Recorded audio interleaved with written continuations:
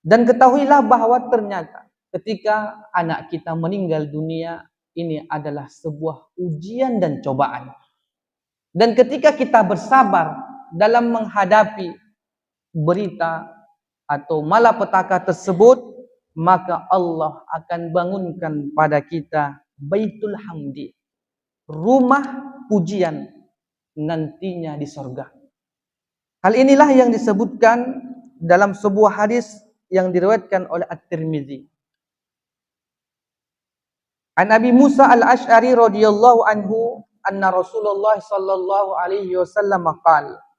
Dari Abi Musa Al-Asy'ari, beliau mengatakan, Rasul sallallahu alaihi wasallam pernah mengatakan, "Idza mata waladul abdi."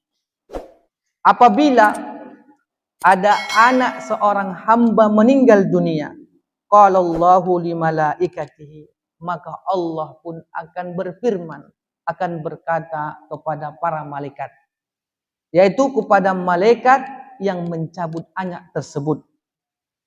Allah akan mengatakan, qabadtum walada abdi, qabadtum walada abdi. Kalian telah mencabut nyawa anak seorang hambaku. Fayakulun, maka para malaikat itu pun mengatakan, na'am, iya. Fayakul, kemudian Allah juga berfirman, qabadtum samrata fuadi. Dan kalian telah mencabut buah hati hambaku. Fayakuluna na'am, kemudian para malaikat pun mengatakan iya. Fayakulu, dan Allah pun juga mengatakan, madza qala abdi, apa yang dikatakan hambaku ketika kalian mencabut anaknya? Apa yang dikatakan hambaku ketika anaknya kalian wafatkan? Fayakulun, kemudian para malaikat pun mengatakan, hamidaka wastarja'a, hambamu itu memuji Allah, hambamu itu memujimu, dan juga mengucapkan istirja, inna lillahi wa inna ilaihi raji'un.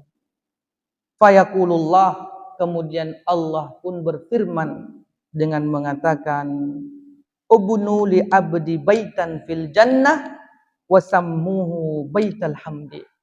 Maka kalau begitu, bangunkan untuk hambaku ini rumah di sorga, dan buat nama rumah tersebut Baitul Hamdi, rumah pujian.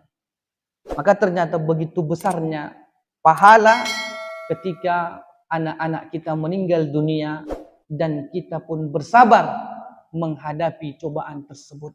Tapi ingat, sabar dalam hal menerima berita kematian tersebut adalah di awal. Bukan nanti berjalan di tengah-tengah baru kita katakan, ya udahlah, aku sabar ajalah, aku ikhlaskanlah. Tapi sebelum itu dia merepet. Sebelum itu ia mencaci maki Allah. Maka disinilah Rasulullah mengatakan di dalam sebuah riwayat, innamas sabru inda sadmatil ula. Sabar itu letaknya di hantaman pertama. Jadi ketika kita mendengarkan ada musibah, ada ujian, ada sesuatu hal yang tidak kita senangi, di hantaman pertama itulah apakah kita bersabar apa tidak.